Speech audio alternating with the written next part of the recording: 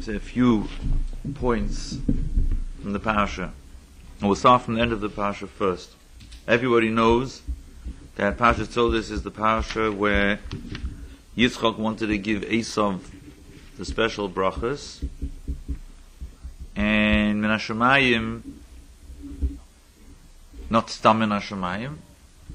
Rabbi Avram, the son of Vilna Goyen, has a Pirush on Sefer Tehillim called Be'er Avram, in chapter Yud Zayin, the second pshat that he says, he brings from the Zohar, that when Yitzchak called Esav in, and he said he wants to give him the brachas, so the Kisah HaKavod, the Eibusha started shaking, and there was an uproar in Shamayim, and the heavenly court, Sevet and Shamayim, sat and sent Malach Michal down to make sure that Yaakov gets the brachas. And the Isaiah says there's a hint. It says Yaakov, afterwards when Yaakov was leaving, it says Yotza twice. One goes on Yaakov, one goes on Michal, and the proof is that the gematria of Yotza is 101, which is the same gematria as Michal. That Yaakov was Parsho, guided and led by Malach Michal to make sure he gets the brachas. It was a Ratzon Hashem. Now, the beginning of the bracha opens with famous pasuk, the famous words that we all know. The Eibishter should give you from the dew of the heavens and the fatness of the earth, and there's supposed to be 10 brachas at this time. Yaakov Avinu was blessed altogether 7 times. This is the first time that he got the bracha through Yitzchak, and then following brachas from the Eibishter. Altogether, Yaakov Avinu got 7 brachas, and this first bracha has 10 brachas in it. It says that Shabbos, Pesach, Shavuos, Sukkot, Shmini Atzeres, Rosh Hashanah, and Yom Kippur are all corresponding to the 7 times that Yaakov got the brachas, which maybe means that each of these special days corresponds to one of the special brachas, and we could find maybe some similarities and connections. But how does the bracha begin? So Rashi points out right away that it should have said Hashem. We know, explain what Rashi's kavana was. Hashem is midas rachamim, and Elokim is midas hadin.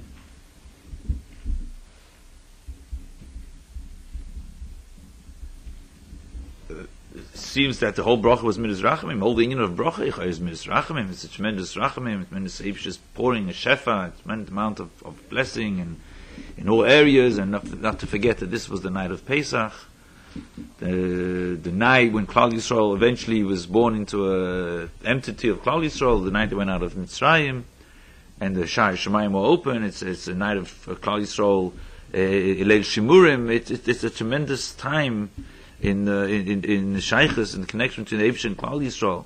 So it's a tremendous time of Midas Rachamim, and the Eibush is pouring forth. All of a sudden it begins to Yitlucho Elokim. So Rashi says, famous Rashi, that Yitzchak said, Elokim is bedin, im roi l'cha yitn l'cha, v'im lav lo yitn l'cha. If you're worthy, you'll get. If you're not worthy, you won't get. And Rashi points out that by Esav, when Esav finally did get one bracha from Yitzchak, it doesn't say anything about Elokim. He says, Hini mishmani osim mishavecha, you'll get a blessing from the fat of the earth. Why did Yitzchak say to Yaakov, this blessing Elokim? A Yid only gets if he's worthy. If he's not worthy, he won't get. And he won't be angry at Hashem. A Goy will be angry if he doesn't get when he expects to get. So he gets even if he's not worthy. That's how Rashi explains Elokim. What's difficult with this Rashi? It should have said Choyre, the Yitlucho Elokim at the end of the Parsha. In other words, first tell us what the brachas are. Hashem is going to give you all these things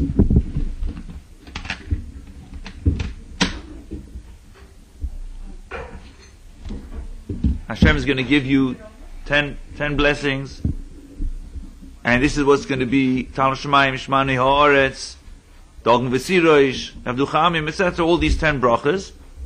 And then, by the way, you should know you're only going to get them if you're royo, if you're worthy. If you're not worthy, you won't get them. But why do we begin the Parsho? I'm telling you now, you have to be worthy for what? For the list of things that I'm going to tell you. I think that maybe it would have been more appropriate to first say, what are we talking about? And then you should know you only get them if you're going to be worthy. And anyway, why would I think that you get him if you're not worthy? What's the passage you have to say it for even? Why would I think that Abish is going to give Yaakov even if he's not worthy? The whole reason why he got the brachas is because he was worthy. The whole reason why Esav lost them, he lost the Bechor, he lost everything because he wasn't worthy of being the true Eved Hashem. I mean, it's obvious the whole purpose of the brachas is because he's worthy. So obviously if he's not worthy, he's not going to get it.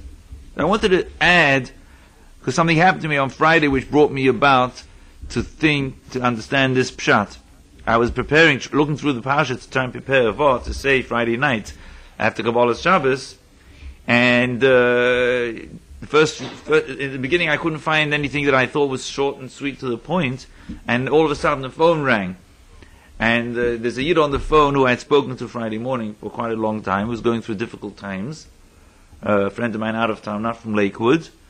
He's having a rough life, struggling. Maybe he's from, but he's struggling. His family is not very much supportive of him, to the point that right now he's going through such a difficult financial situation that every extra dollar counts and poses a great nisayon, and happens to be. So I was mechazik him in the morning, hold on, and that was it. Then in the afternoon, as I was preparing the Parsha to say something in shul, he calls me up. Highly unusual for him to call back on the same day, have Shabbos. Tells me, you have to listen to this story. What happened? Says, I told you in the morning that my financial situation is very tight, and I've heard this already over and over again for a long time. And he tells me he happens to have a truck, and also not just a truck, but also one of these trailers that can transport horses. And there's a lady in his office where he works who has horses in Virginia, and she's nudging him, offering a job that he should go down to Virginia and pick up her little, especially these little horses, midget horses, and she was willing to pay him. And every extra dollar would be nice for him. The only problem was that the only day she could do it was on Shabbos. And Baruch Hashem is a Shoyim Shabbos, and he would in no way be Mechal Shabbos. She started upping the price that she was willing to offer. First $300 and $600. Already last week she was holding by $1,500. She was offering $1,500 to go down one day's work to pick up the horses. And at that point it was really becoming a shtickle nisoyin for him, because he was mamish, doesn't have money to pay his electric bill, but he was holding shtar, and he asked his wife to call that person and tell her that she shouldn't mention it. He doesn't want to hear of it. Shabbos doesn't come into question. On the same Friday, this past Friday, his wife called him up excitedly that she was in a store and she played, she scratched these numbers, these lottery numbers, and she won $1,642. And some people, I thought it was